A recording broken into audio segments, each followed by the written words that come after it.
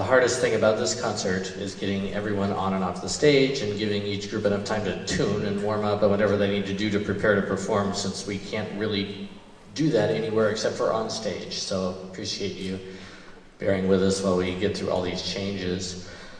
This is the advanced band. The first piece is Robert Sheldon's Skydance. Was written for the Davie County High School Band in North Carolina.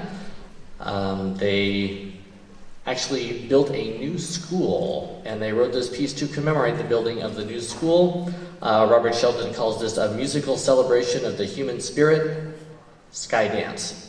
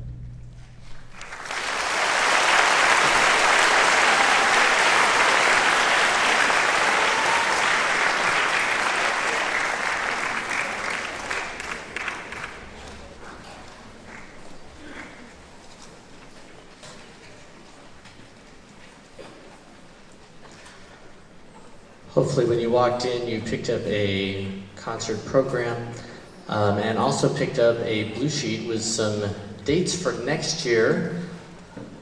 We already kind of tentatively have dates figured out for next year, with this concert being here again on July 18th, which is a Saturday, 2020. So I hope that all the students that are participating here tonight will be able to participate again next year. Generally, we open registration sometime in January, so you can kind of watch for that and watch for me to send something out about registration opening, and it'll be the same kind of thing where we have an intermediate level, an advanced level, and the schedule should be the same.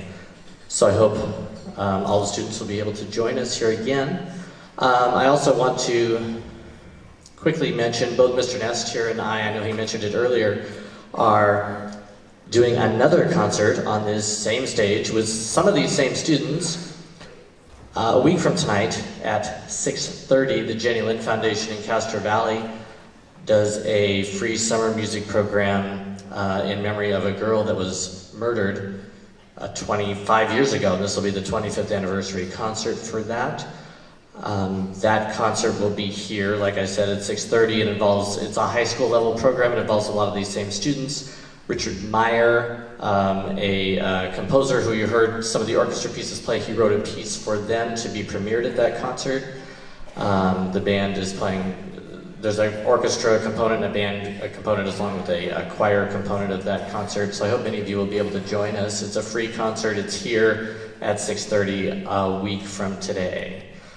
This next piece we're going to do for you, I actually had the opportunity to do a concert here on this stage about a month and a half ago, almost 2 months ago, with Dr. Andrew Boysen and Dr. Jack Stamp, both in attendance, as they both had new works that were premiered here that night.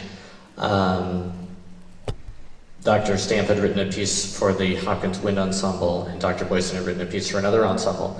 And following that concert, I talked with Dr. Boysen, and he knew that I was doing this summer program, and I asked him about this piece of music, The Devil's Triangle.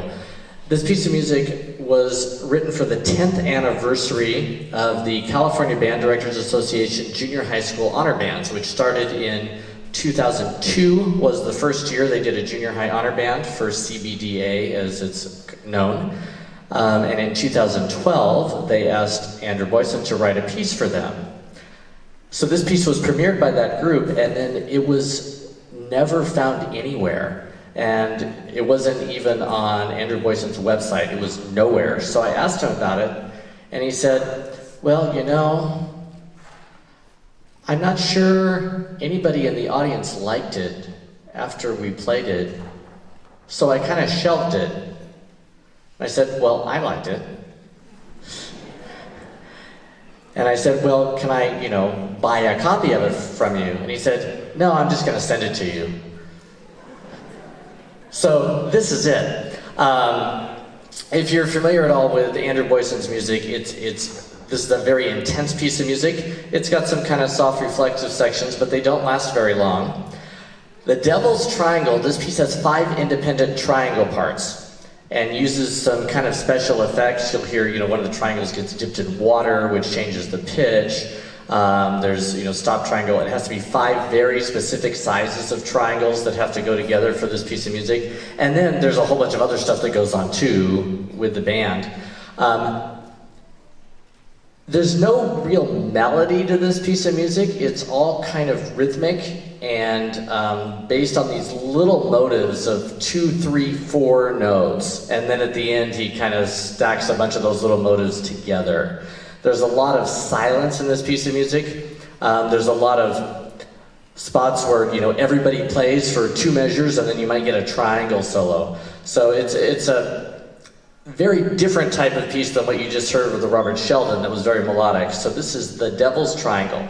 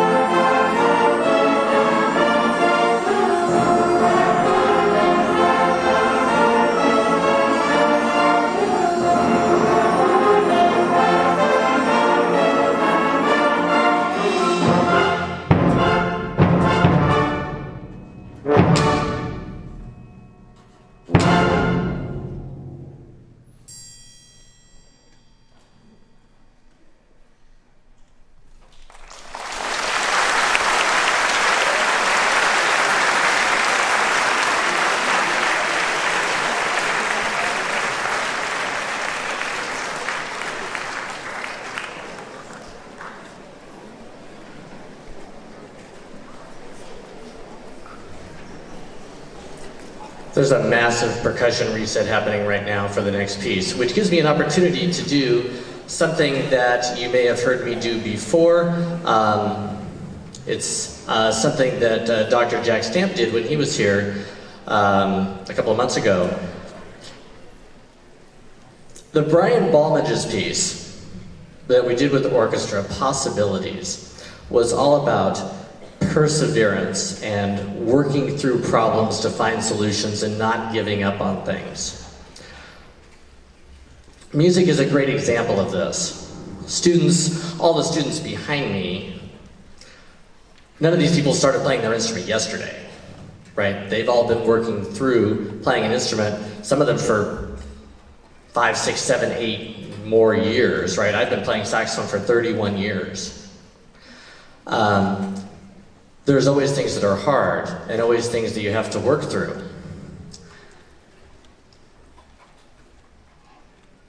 Unfortunately, with music, what happens is a lot of students give up on it too quickly. And the number one reason people quit playing music is because they think they're not very good. And they're right. Because no one's born knowing how to play an instrument. Right? It's all about hard work. It's all about learning how to accomplish things and how to work hard. Learning how to do something perfectly. Even though you might not ever be able to do it perfectly, you have to get there. Music is the only subject in school, and really one of the only things anywhere, that requires a level of perfection. You have to do things perfectly. There's nothing else really like that. In schools, pick the hardest academic class that there is offered at any school, anywhere.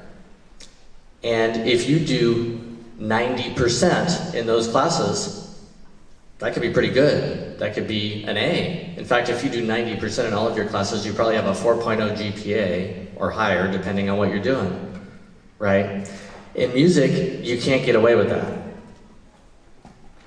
And some of you, like I said, have heard me do this demonstration before, but it's worth doing again because this is a big audience, and a lot of you are parents of fairly young students who are, always going to be thinking about, do I want to keep going? And it's definitely worth it, and I'm going to show you why. Some of you probably heard us play this little chorale that we did at the beginning before we started our first piece. We're going to do a little segment of this, and we're going to do it perfectly. Just about, 8 measures. It's about, 15 seconds worth of music. Then, I mathematically figured this out. We're going to do it, it's right about 97% correct. 97% correct in most academic classes is really, really, really good. And we're going to demonstrate what that's like if you do music 97% correct. So this is the chorale perfectly.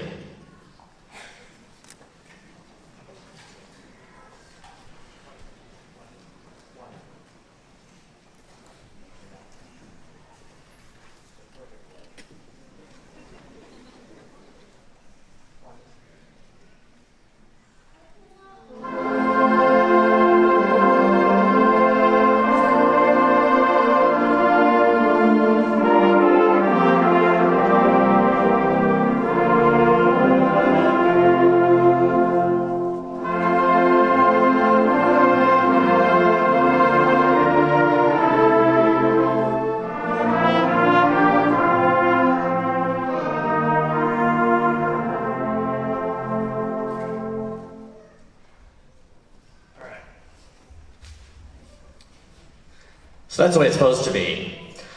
This is a pretty powerful demonstration. The first time I heard Jack Stamp do this, I was kind of blown away by it. It's like, that can't possibly be right. And then when I looked at what he did, it was like, oh yeah, that's correct. So this is going to be 97% correct. We're not even dealing with things like tone quality and playing in tune and playing the right dynamics and playing rhythmic precision. We're not even dealing with any of that right now. All we're really dealing with is right notes and wrong notes. right? Right pitch and wrong pitch, that's all we're dealing with. There's so many other aspects of music which they're gonna still do perfectly, but this is what it would sound like 97% correct.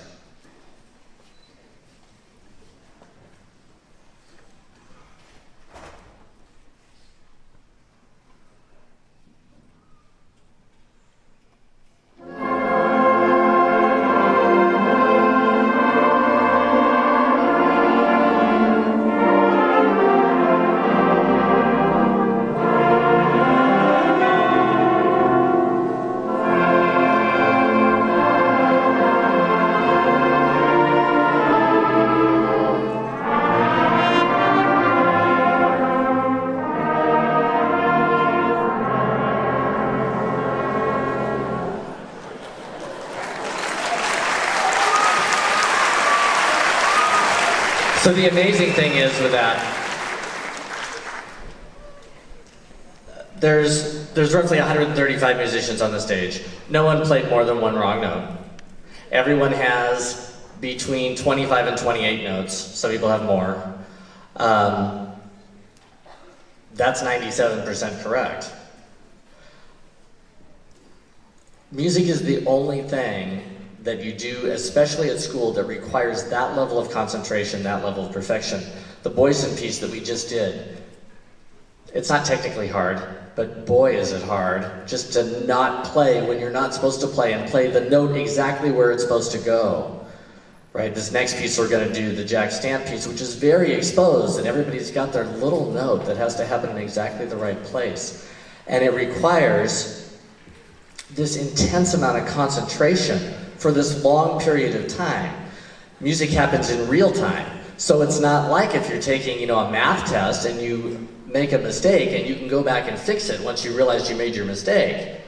Music, you make a mistake, somebody probably recorded it, it's probably on YouTube somewhere, and they can blackmail you with it 50 years from now, right?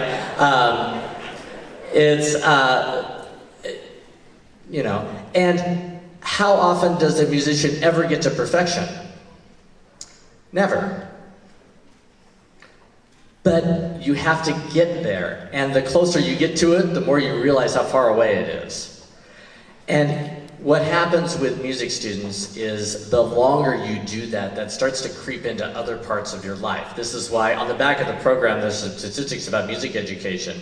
One of them is that students who take 4 or more years of instrumental music at school score, it's like 130 points higher on the SAT.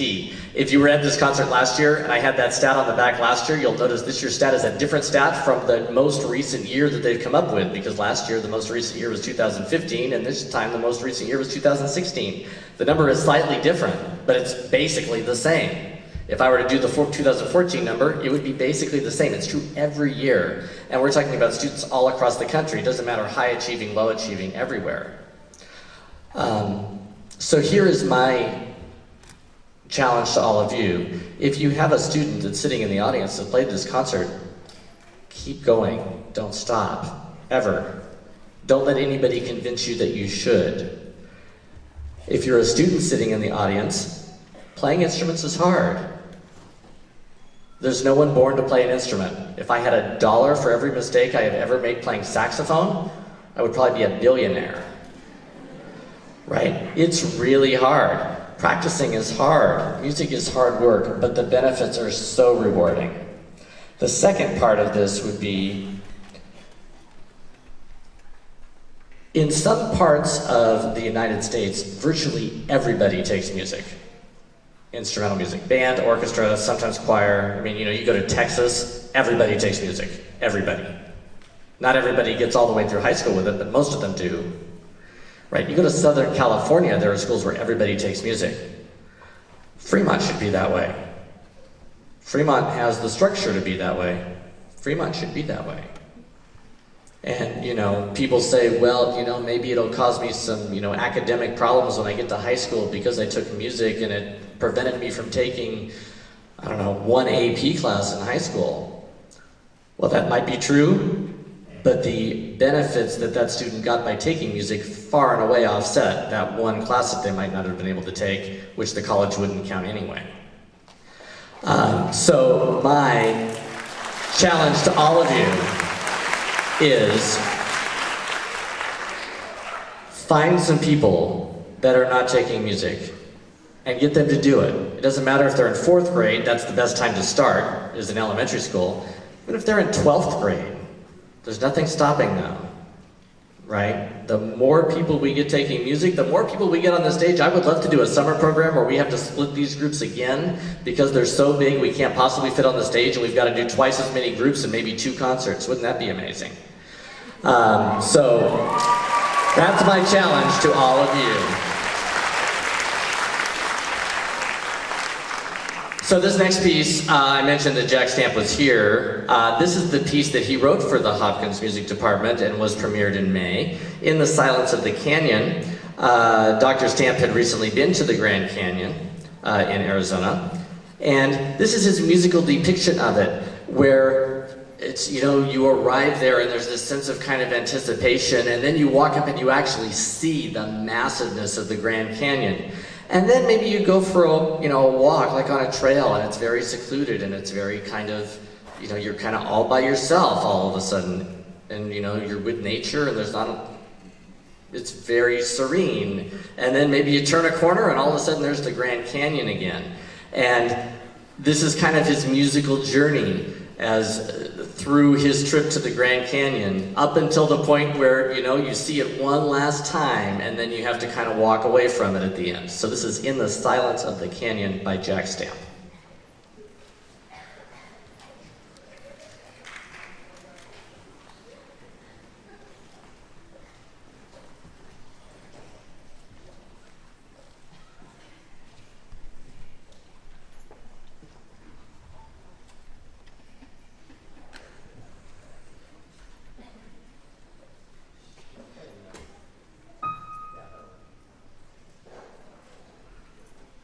Actually, it was